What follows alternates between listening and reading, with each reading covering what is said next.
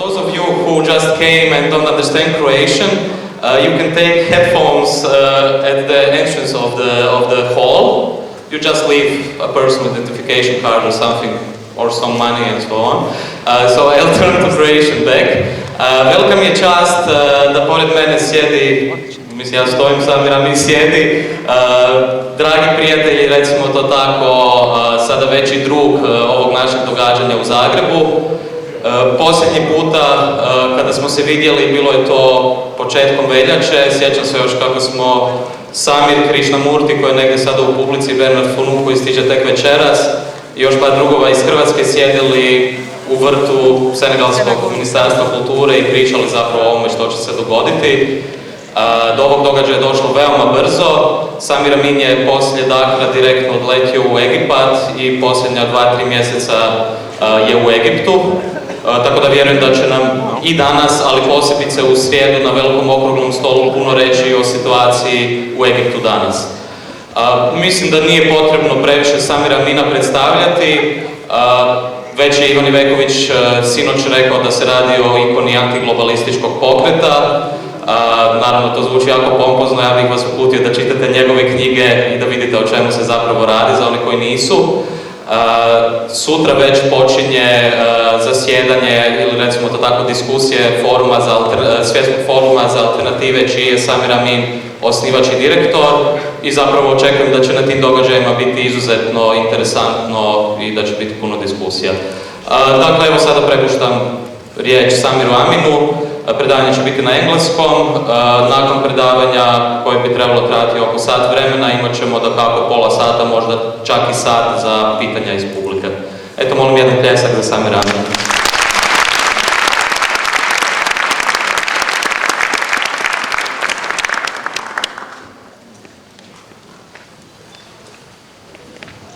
Good evening and thank you, Sretsko. It's again a pleasure for me to deliver this short lecture with a debate. Now, it is not on Egypt, it is on the long trajectory of capitalism, but of course, I will put the events of Egypt today in that frame, because one has to see beyond the events day after day and put them in the long history. We, the Egyptians, are accustomed to look at things in a very long historical framework. Now, I shall therefore deal with 4 points. One, the long trajectory of historical capitalism. Second, what I mean by the long decline of capitalism in which we are living. Third, how the alternative, not a theoretical, abstract, academic alternative, but the actual alternative is perhaps crystallizing gradually, slowly as usual, and with contradictions as usual in history. And fourth, in that frame, the development which are developing in Egypt, in the Arab world, but also and before it in other parts of the South, basically in Latin America. Now I shall start in a provocative way. Many of you and many in the world think that, well, socialism has failed and the page is turned. We had socialism and it has failed. And therefore there is no alternative but within capitalism which can adjust to change, including positive, progressive changes. Now, mind you, if somebody in the 13th, 14th century you had a capitalist developed state very close to you, Venice, and you should know about it because Dubrovnik, Ragusa was part of it, and it's part of your country today. And that experience of a capitalist society did not lead to what we know as capitalism today. So the next day, one could have said capitalism has failed, and there is nothing but going back to feudalism. Well, that's the comparison. If we look at capitalism in the long trajectory, we will see that it did not appear suddenly, but a series of waves on centuries and centuries before being shaped in its final historical form. And so I think we should think of socialism, specifically if we understand that socialism is not just a more efficient mode of production, that is capitalism with more efficiency and with more social justice, but a higher stage of human civilization. And a higher stage of human civilization is cannot be built in 5, 10 or 15 years, nowhere in the world. It is a much longer process, by waves. And we should read the history of 20th century, including the history of your country, a beautiful history of Yugoslavia, as one of the waves, and there will be other one. Now, first, therefore, this type of reading of history. If we look at historical capitalism, as I said, it was the product of a series of waves. It did not start and appear suddenly in Western Europe, as most of the Eurocentric vision and of history presented. No, it started 10 centuries before in China, as of the Song time, around 1000, the 10th or 11th century. That's far. Then it moved to our region, the Middle East, Muslim, Arab, Persian Caliphate. And then it moved to the Italian cities, and the one close to you, Venice.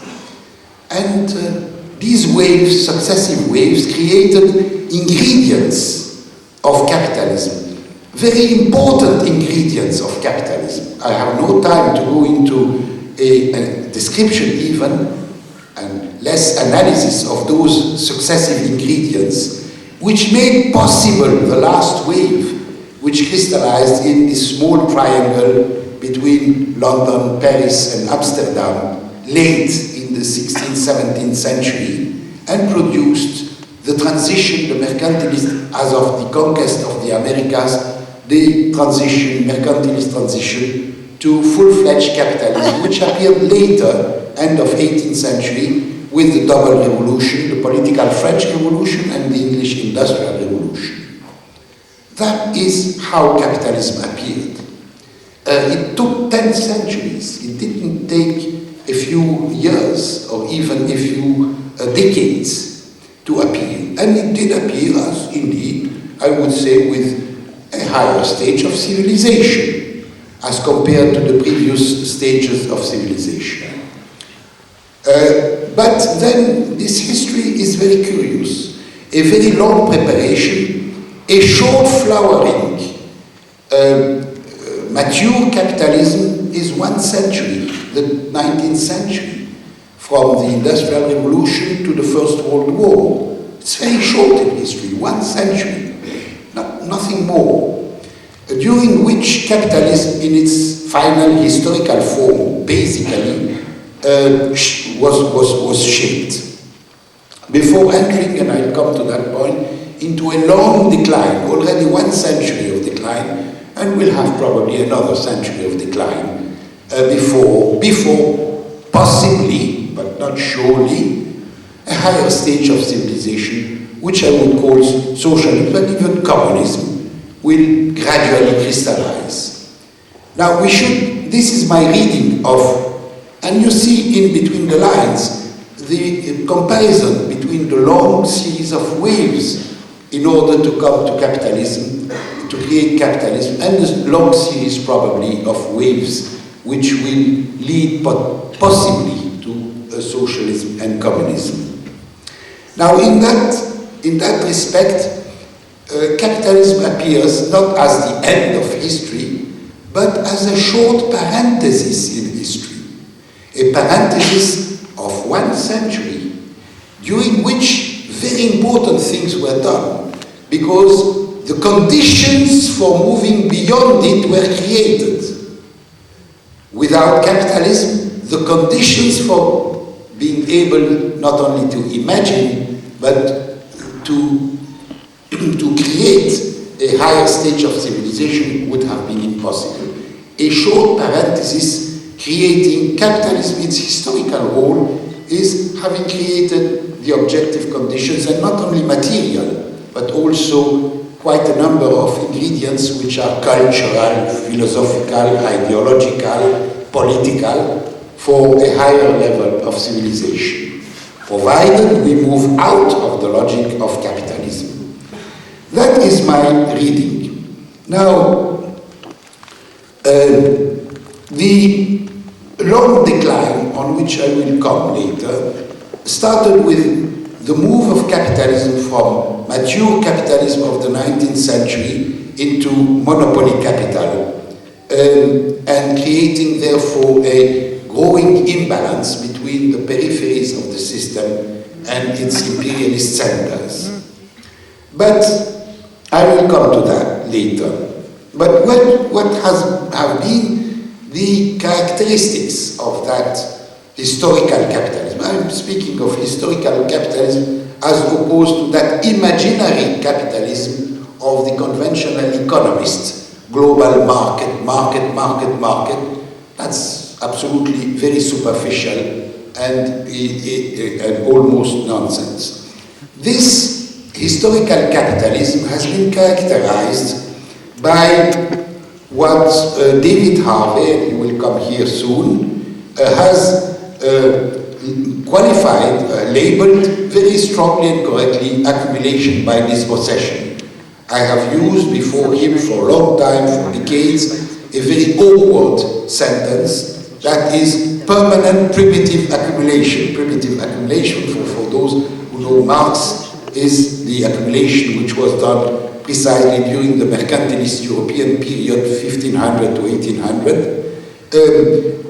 But permanent, I meant by that it was not only the prehistory of capitalism, but it continued with mature and with senile capitalism and deepening.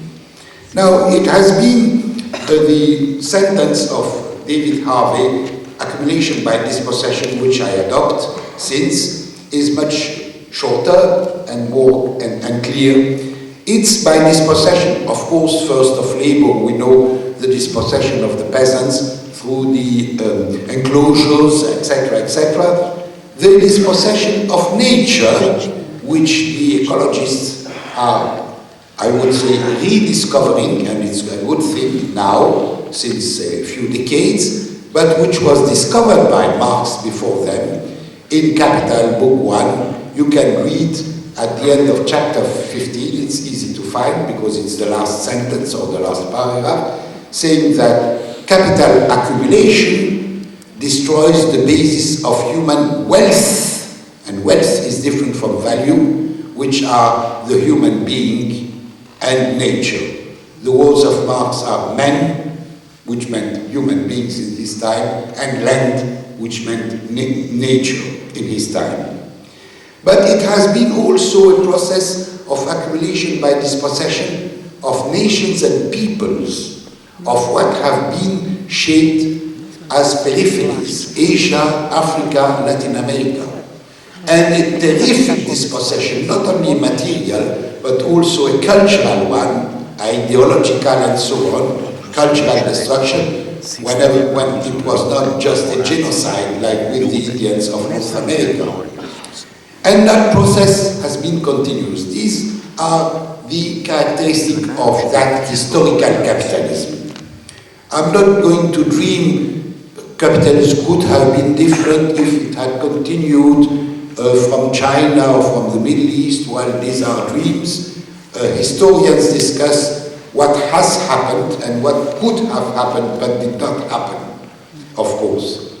Now, from 1500 to 1900, for 4 centuries, it was the Europeans, one can say, which meant basically the Western Europeans, gradually moving towards Central Europe, and their children, the North Americans, who shaped the world.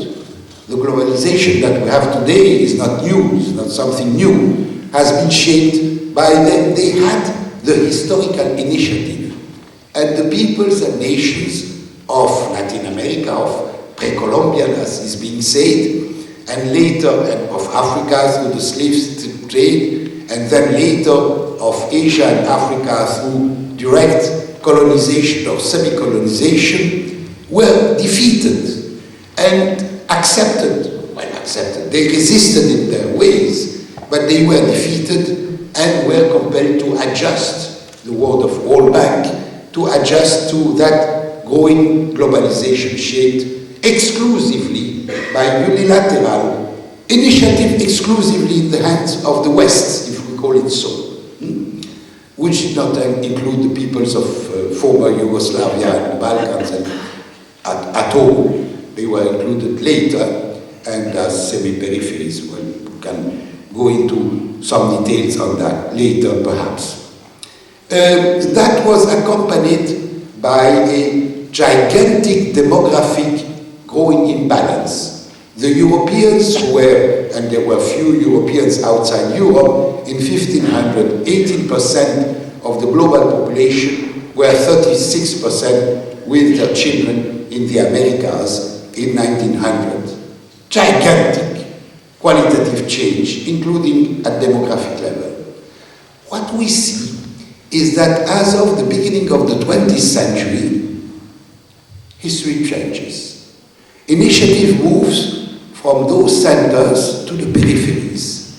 How does the 20th century start? 1905, the Russian First Revolution, which was announcing 1917, let's say in a semi-periphery.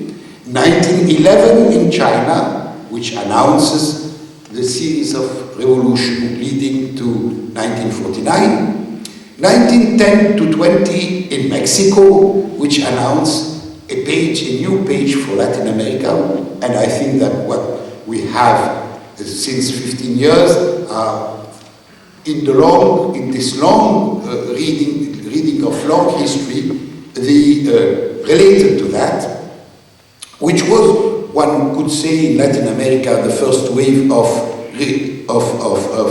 coming back of the Indians, societies and civilization, along with political change, modern political change.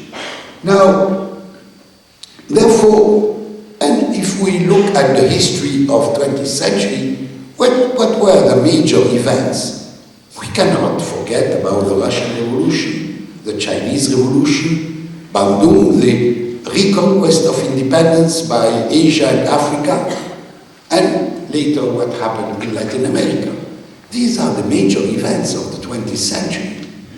Much more important, there are other events, and I will come to it, to World War, but these have changed or started changing, has a meaning that the initiative is no more the exclusive initiative of the peoples of the West. It has moved, let's call it to the south, if we use this geographical qualification. Now, that is my first point. My second point relates to the long decline. I therefore suggest rereading the 20th century as the first long century of decline of capitalism, along with the first wave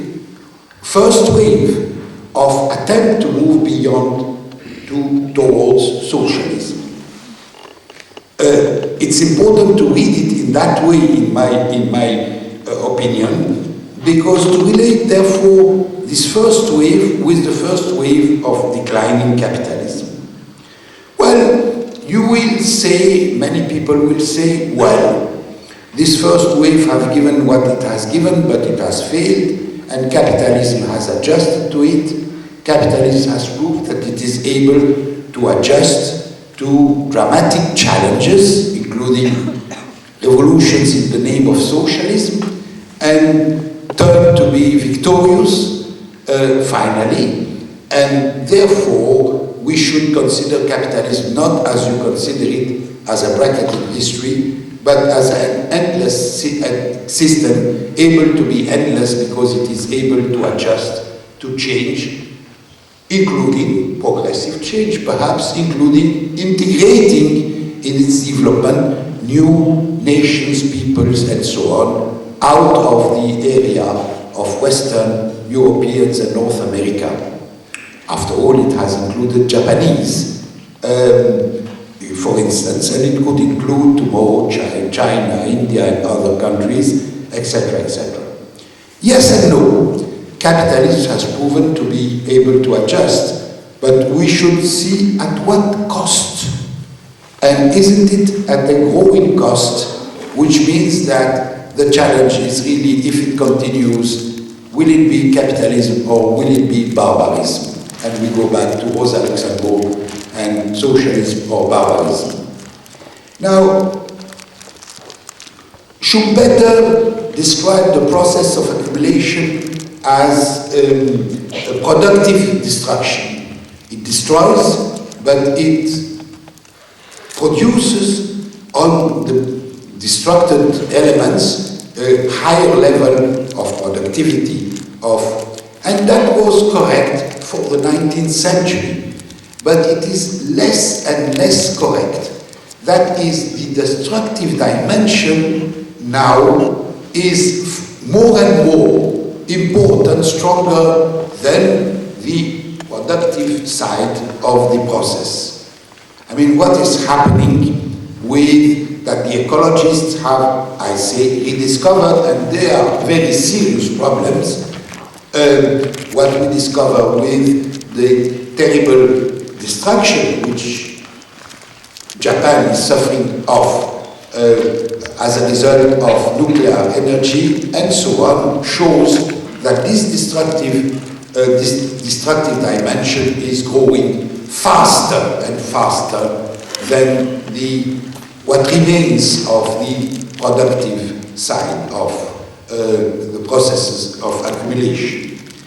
That is to say that, yes, capitalism adjusts, but by becoming more and more destructive, more and more inhuman, more and more a danger for the civilization, if not perhaps as something, the survival of humankind and of life even on Earth, etc., etc. Now, we should look at, and I suggest to look at this long decline. I even call it senility. Senility doesn't mean that the sick man will die in a natural way. It becomes more and more destructive while it gets more and more senile. Now, again here, waves. We had the first long wave, which has been called, correctly, monopoly capital by Lenin at the end of the 19th century, when the first waves of monopolies, which were not discovered by Lenin, but before him by Hobson and Hilferding, but he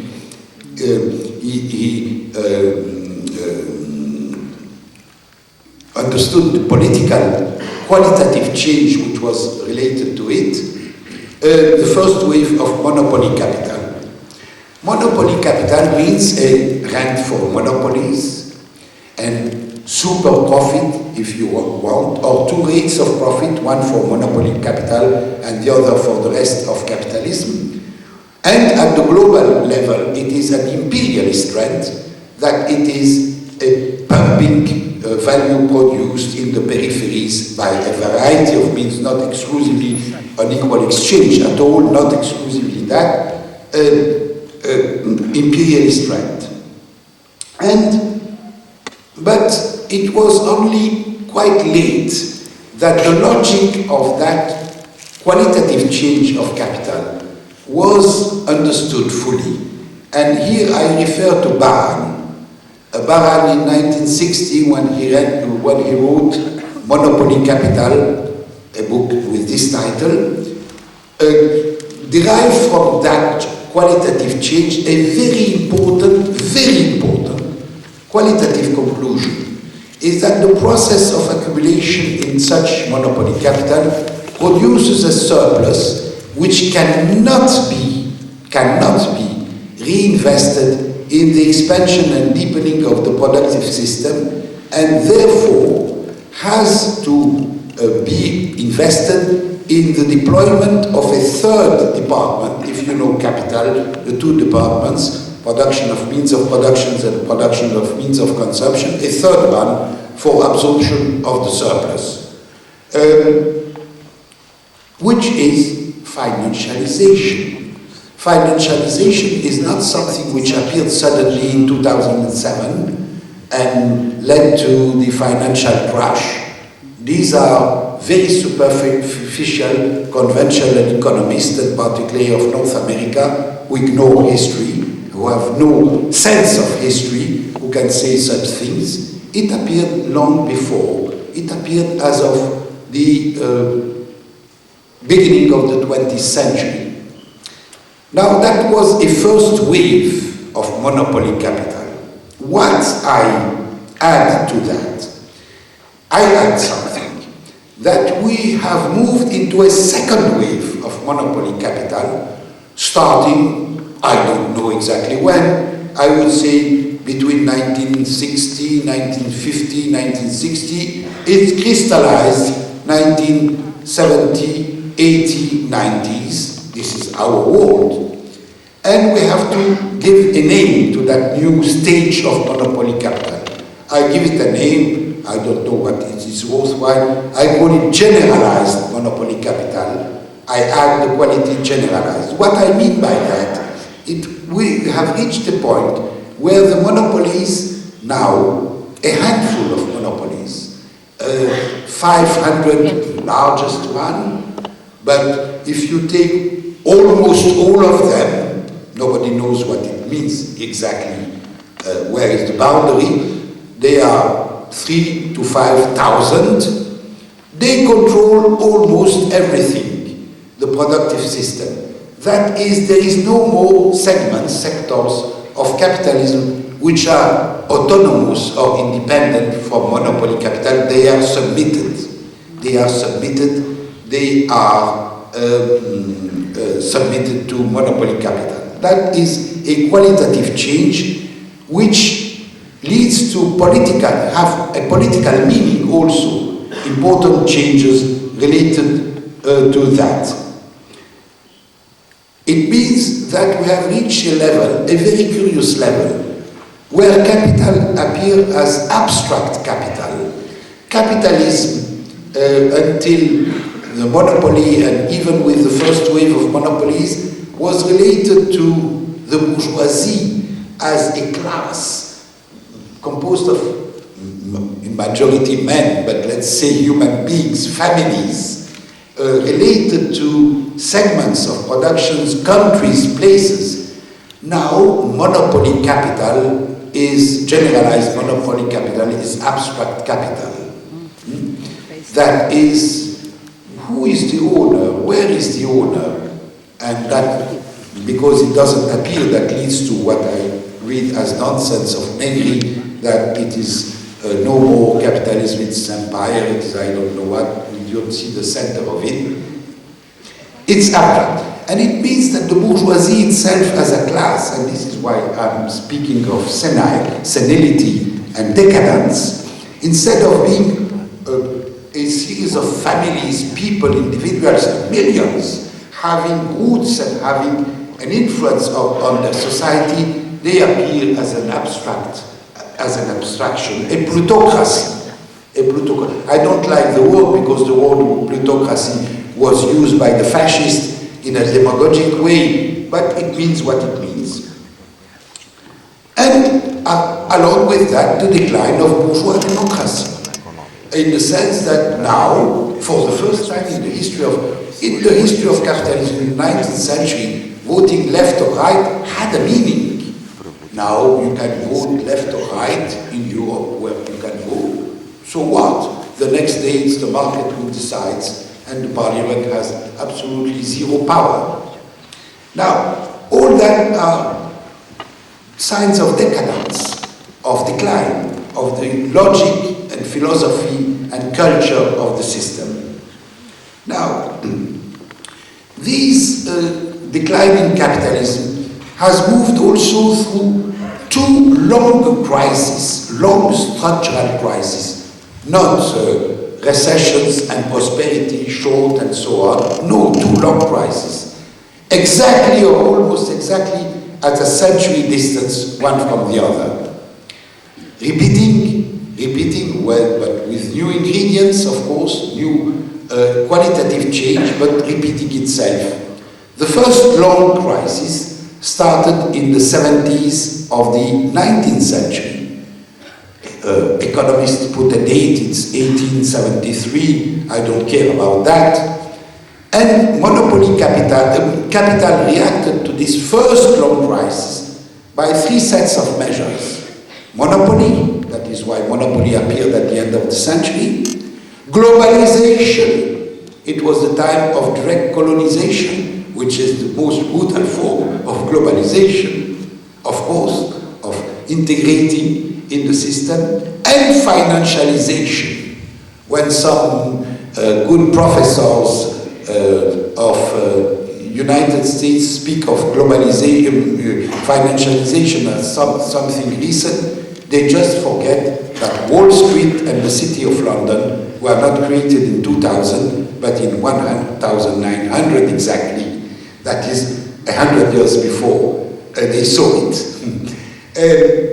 Now, that first set of measures were successful in their time and created a very short period which was labeled, at the time French was the cultural language, La Belle Époque, 1890 to 1914.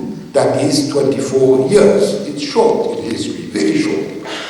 With the same type of rhetoric that we have heard exactly a century later, in the 90s of the past century.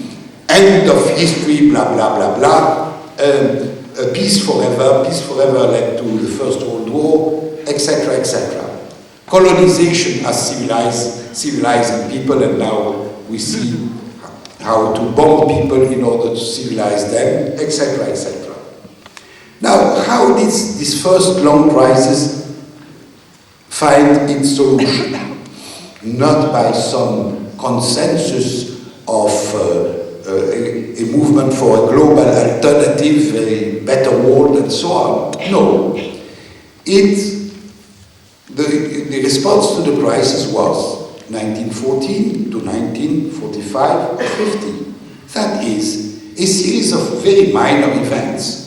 The First World War, the Russian Revolution, the establishment of competitivity and global capitalism in 1920, 1929, the gigantic crisis, Nazism, Imperial Japan, the Second World War, the Chinese Revolution.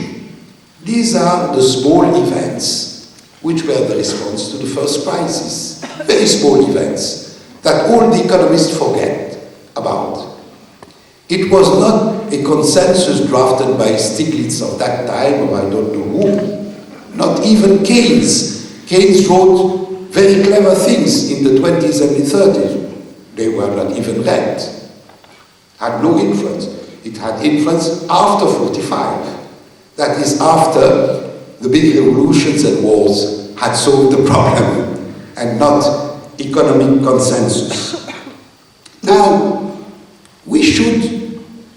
that created the conditions for a very short period of prosperity, the three famous glorious decades of after World War II, let's say from 45 to 75, which was the combination of three complementary systems, even if in conflict also.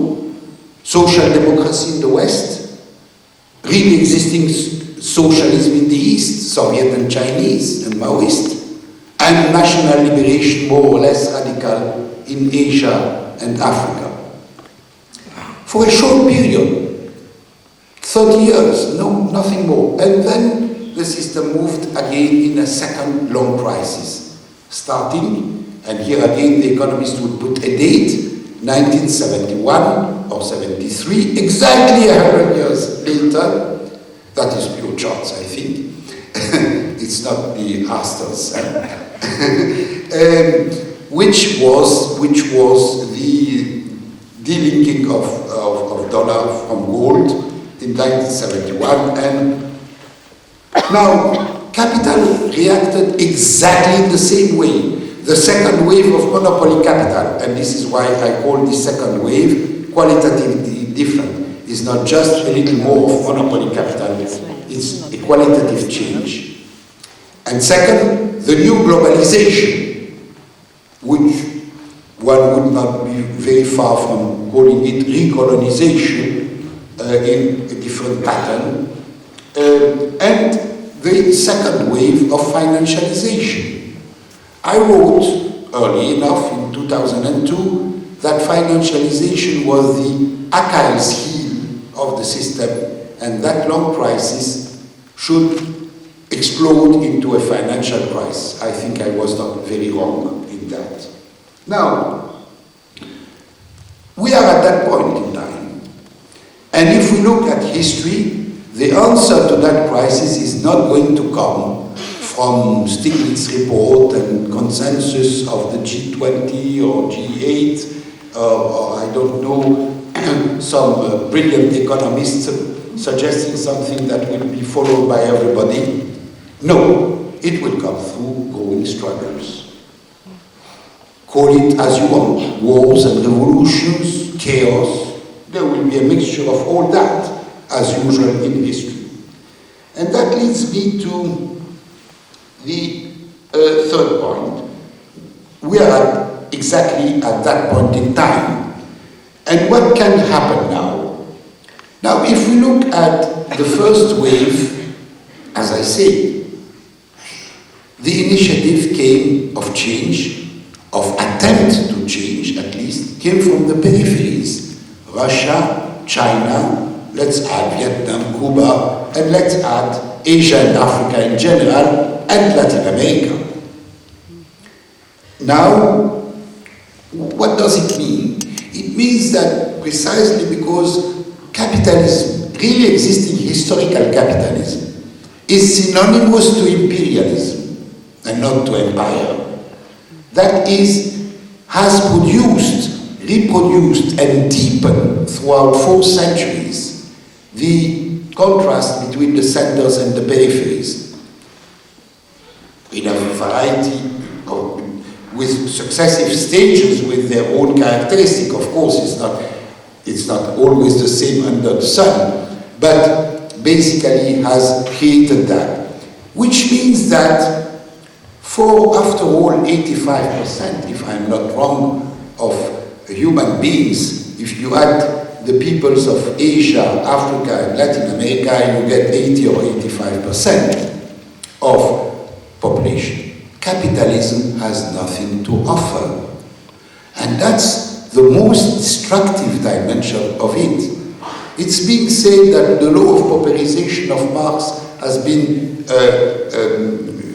proven to be wrong because the wages have increased in Britain or France or United States or even some countries of Eastern Europe over the past 2 centuries, for sure. But if you look at the enormous inequality, inequality was inexisting in 1800. It is even proven now clearly that China had a higher GDP per capita until 1820 perhaps, or 40 even, than Western Europe, than Britain. From 1 to 1, from equality or almost equality for the majority of humankind, not everybody, but let's say 80 or 90% of humankind, to what? To a ratio of 1 to 15, which have become 1 to 60 within 2 centuries. It's the gigantic pauperization, much more massive than Marx imagined, much more massive. So Marx was not only right, he was wrong because he was not right enough. Reality was worse than what how he saw the process of accumulation, but in a different way. And that is why the South, if we call it so, the peripheries, I think it's a better word, are an area of tempest that cannot be stabilized within the logic of capitalism. Cannot be stabilized. The sentence, which our Chinese friend will know of Mao, was clear about that. States want independence, referring to the peripheries, nations' liberation, people's revolution. What does it mean? I'll start by the end. People's means popular classes. It doesn't mean proletariat, stricto sensu in the industrial definition.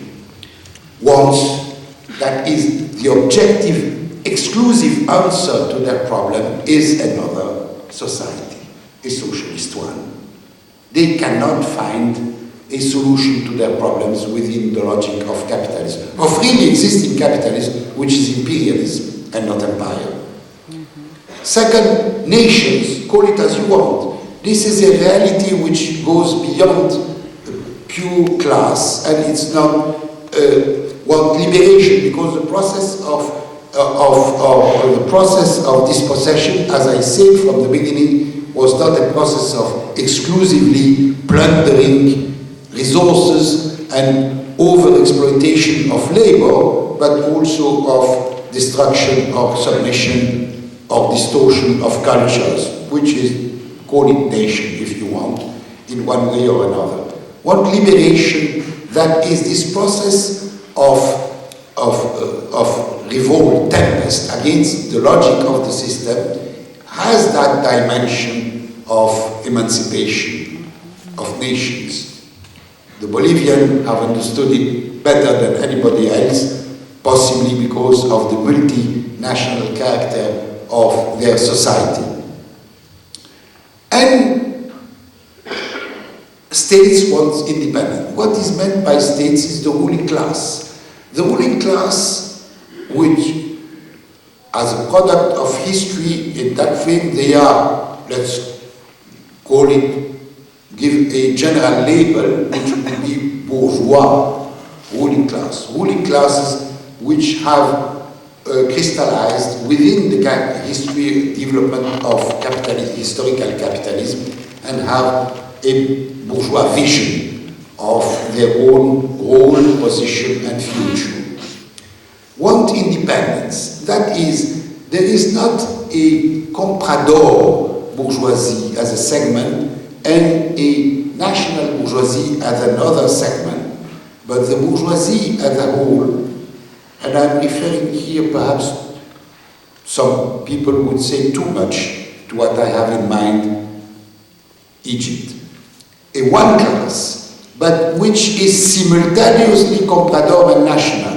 That is, if the global system offers in a conjunction some room of maneuver, they will become national or nationalist. And that's the case for the ruling class of China today, for instance. Qualify it as you want.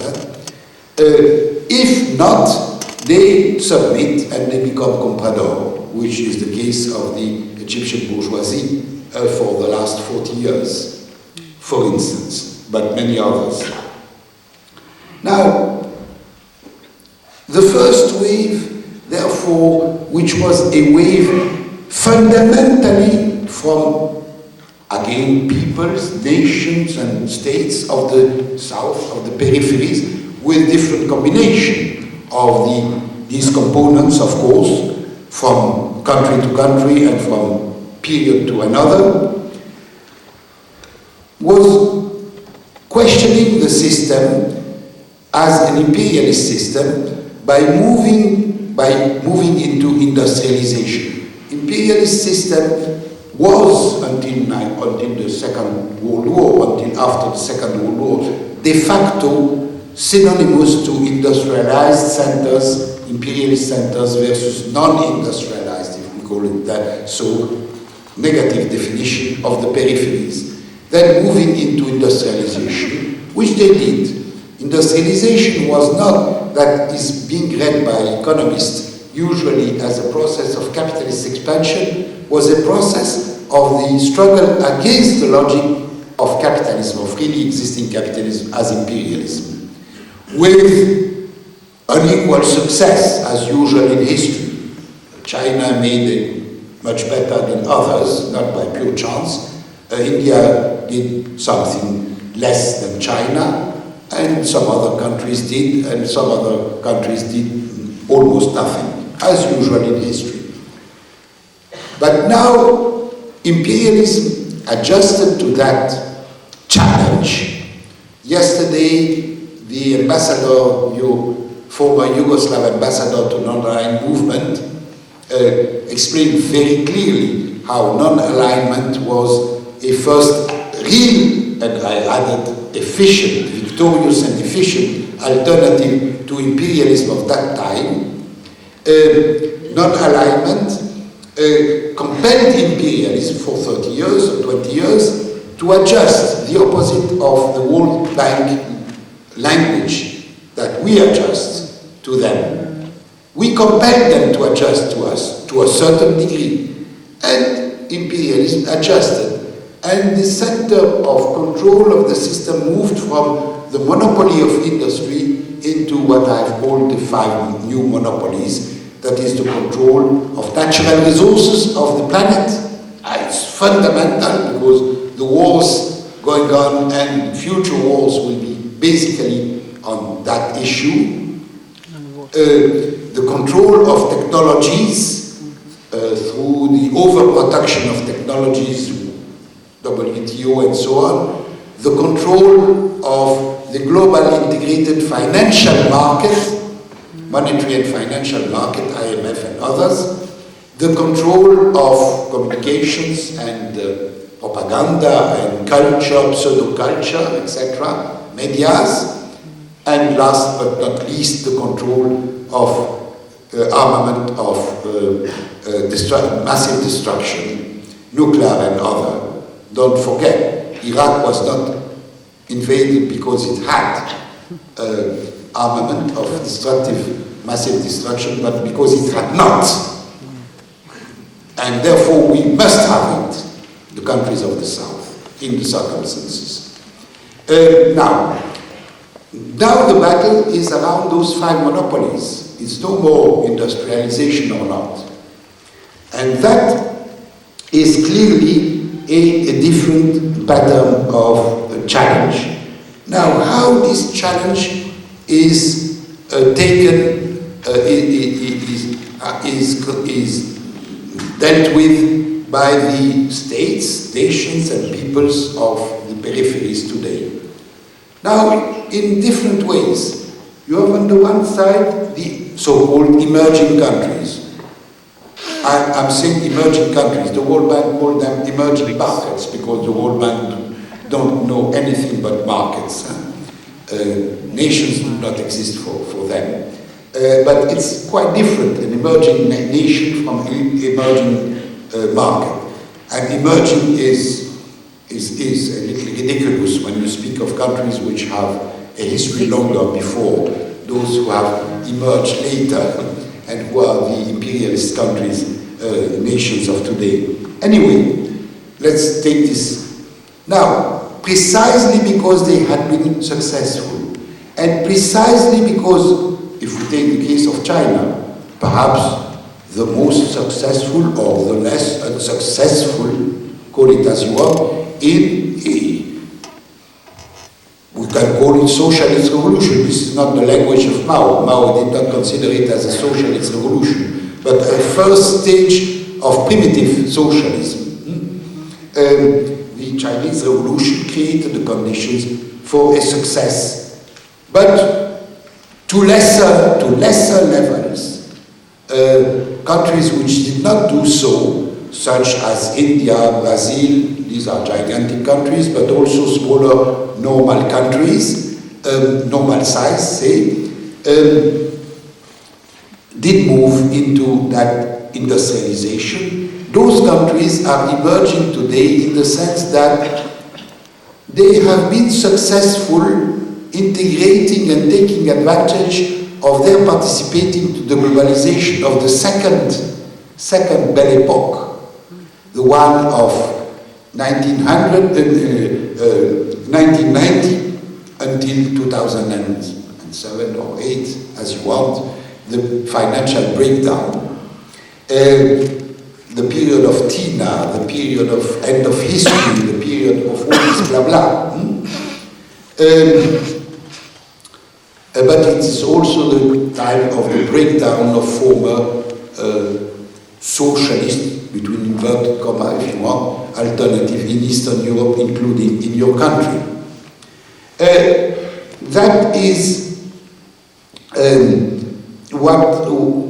now, the illusion of those emerging countries, there is an illusion that this could continue. It cannot continue. It cannot continue. The conflict between their development, which is questioning the five monopolies, questioning the control of technologies, questioning the access to natural resources for the same use or misuse or a better use, independently of that question, is growing. And that is why the imperialist bloc has no alternative but global military control of the planet in order to prevent the enemy, China and some others, from having access to natural resources and technologies. I think that we'll see. This illusion is stronger in the case of China, I don't think that the ruling class have much illusions, but the middle classes, which is its social support, logical social support, have consumerism and so on, support that. And more of that is a reality for India or Brazil or other countries, so-called emerging. For the others, the system has nothing to offer. I was asked last week by a journalist a French one, so the question was, what France should propose at the G8 for the Arab countries. I said, please, nothing, because you can propose nothing acceptable for us. Leave us aside to do and delink and do what we want. We'll do as bad or as good as any people can do in his history, but you can do only harm, no interference of you. It's the demand. But that is not what is going to happen, of course. Now, and it is there that we can see the problems in which I will put for the last chapter of this presentation what is happening in the Arab world. Now, the area of Tempest. One, it has not started with the Arab world, it has started 15 years before in Latin America. And it has produced, not the end of history, and a variety, but the changes, whether in Brazil, Argentina, Venezuela, Bolivia, Ecuador, and perhaps tomorrow in other countries like Peru, perhaps, are not insignificant. They are not the end of the world. And the challenge remains, and the contradictions and the limitations and so on. I will come to that later. We had also, in other countries, things similar happening before. Nepal in Asia. Nepal is not a big country, but it is a dangerous country because it is a country which could have an indirect effect on a big country, which is India. Now we have the wave in the Arab countries. Now I want to say something about that because, the media presents, and I shall focus on Egypt, not to be too long, and because speaking of the Arab world as a whole, as if it were homogeneous, movements are very different from one country to another. What has happened in Tunisia has little to do with what is happening in Egypt, and nothing to do with what is happening in Libya, and very complex, different things in Yemen or in Syria. So, no generalization, but focusing on Egypt. Now, what is happening is a gigantic movement. Now, I was saying the media present that in a caricature way which is absurd. The spring of the peoples and so on, the comparison with 1848 in Europe, which is absolutely ridiculous. 1848 was in another continent with another history, in totally different conditions. The parallel becomes platitudes of the lowest level. Well, people in the street, in all cases, but people in the street doesn't mean much out of the historical content of the class and demands and contradictions and so on. And by the way, you have put the statute of that worst Croatian in your own history who destroyed democracy in the Austro-Hungarian Empire in 1848. So democracy is saluted by the most anti-democrat chap that Croatia has produced in its history. It's very indicative of the understanding of democracy by the Western powers, your new friends.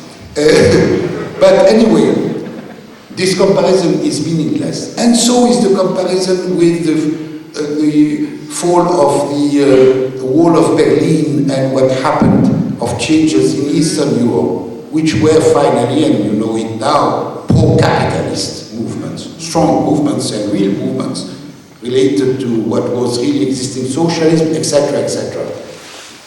What is happening in the Arab world has nothing to do with that, absolutely nothing.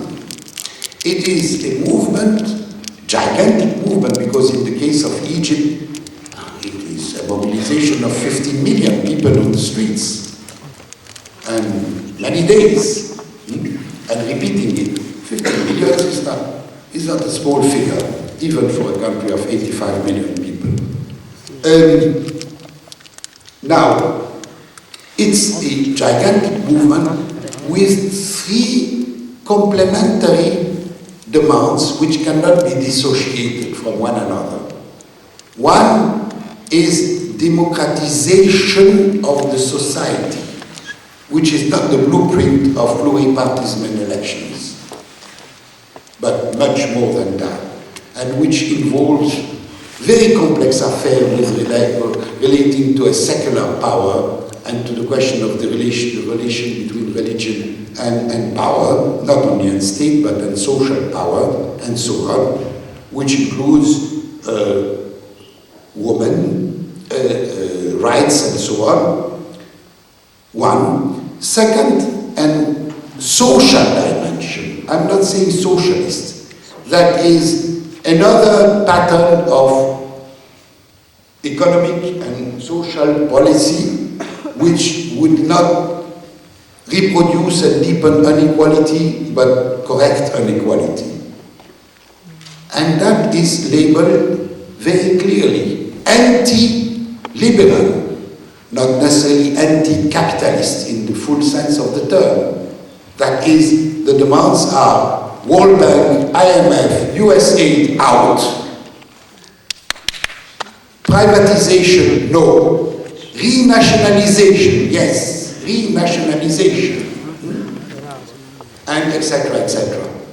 And the third dimension is anti-imperialist. That is an independent international policy rejecting the submission to US, NATO, and so on, rejecting those alliances, which by the way conduct also to another attitude vis-à-vis Israel, than the submission allowing Israel to continue its plan of extermination of the Palestinian people, and South-South.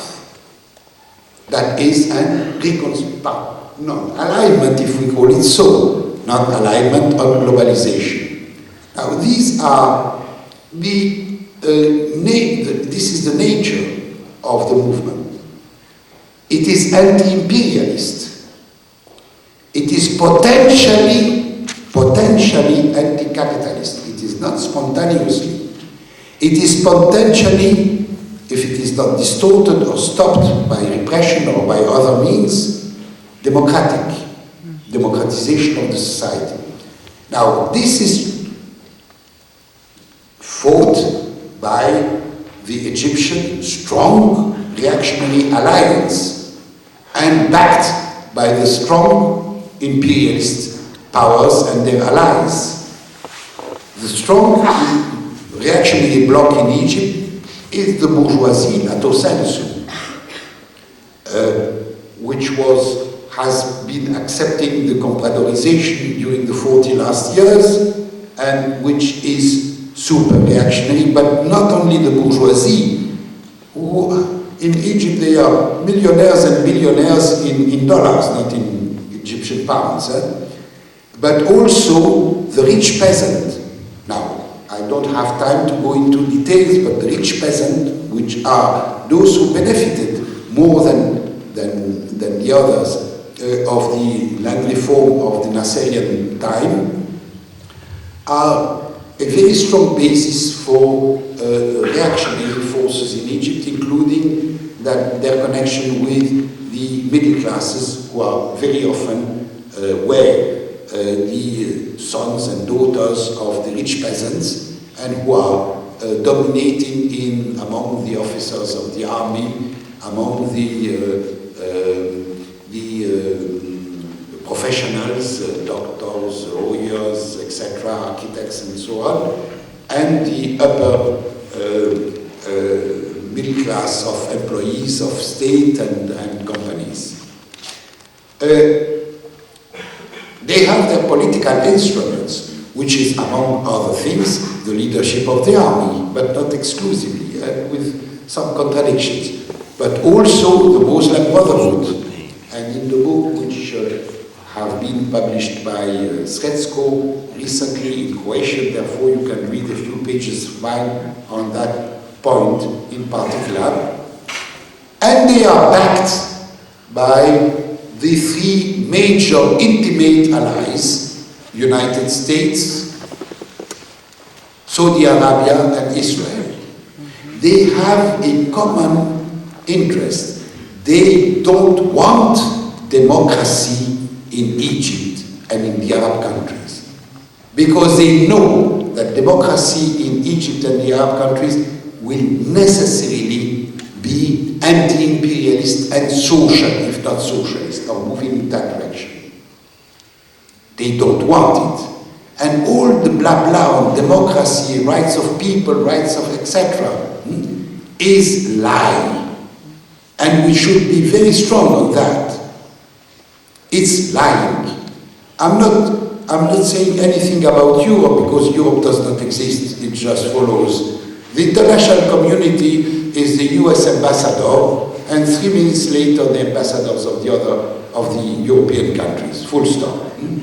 Nothing more than that. And therefore, we are at that point. Nobody knows how this will develop, but it will take not only weeks or months, or even years, but decades to develop. And it will develop throughout Latin America. It has started. It will continue. In the Arab countries, the African countries, the Asian countries, it will continue. Now, the challenge is the following. Shall we have a remake of the 20th century? That is, major changes coming from the south, the peripheries, and almost nothing happening in the north. That would be very, very dramatic, because that was the scenario of the 20th century. What happened? Lenin was wrong on one point. He was too optimistic, and he thought that it starts in the east, but it will move fast in the west. It did not.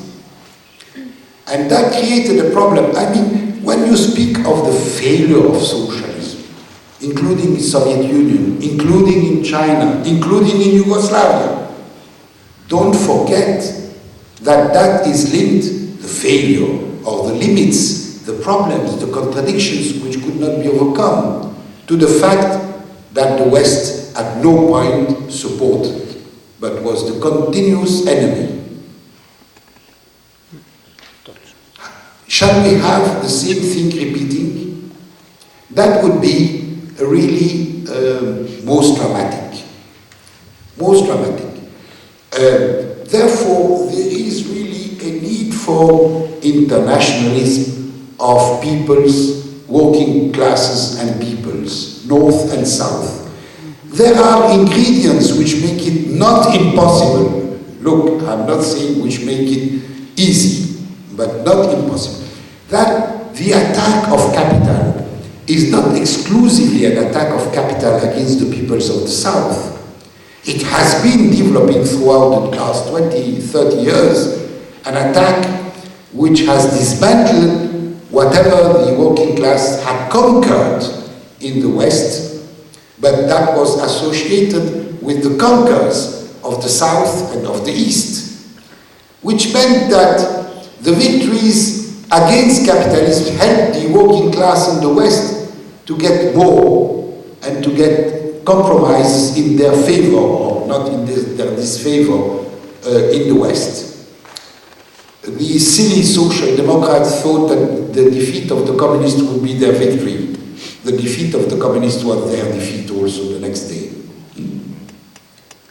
And that creates this attack on creates ingredients but ingredients which are always, as usual, dangerous, because the answer to that challenge can be, as we have seen it in history, either moving to the left, radicalizing, or moving to the right, fascism, neo-fascism, call it as you want. And probably, as usual in history, we'll have the two. Now, and I'm concluding on that. That is, we should look not as with this blah blah of 1848 or Wall of Berlin or I don't know what, the easy media presentation, but as part of what is being built through that. What is being built is the alternative. When I'm being said or we are being said, where is the alternative? There is no alternative. No. The alternative is not after all, in an academic, theoretical way, we could imagine it quite easily, or at least grosso modo, quite easily. That's not the point. This alternative is moving ahead slowly in chaos with contradiction through the struggles of the people. Now, our responsibility as, let's say, modestly, parts of the radical left is to play our role. That is not to give lessons, but to contribute with the struggles of the people to build convergence in strategies with strategic targets, and therefore creating another balance of forces more in favor of the working people. Now, that is my understanding of politics. Yesterday, when we discussed the European question, maybe we'll come back to that, some of your compatriots said, well, there is no alternative for us but to move into Europe. Politics, for some, is adjusting to the conditions. Politics for other, and I belong to the other, is struggling to change the conditions. Politics, if it is adjusting to the conditions, is electoral politics, is opportunistic politics, is that type of politics. But politics for us, and I think this is the Marxist tradition, at least it should be understood as that, not alone, but with other revolutionary tradition, is struggling to change the conditions. And that is an immense difference. And that is what is happening, and I read, among other things, what is happening presently in Egypt as part of that process. Thank you.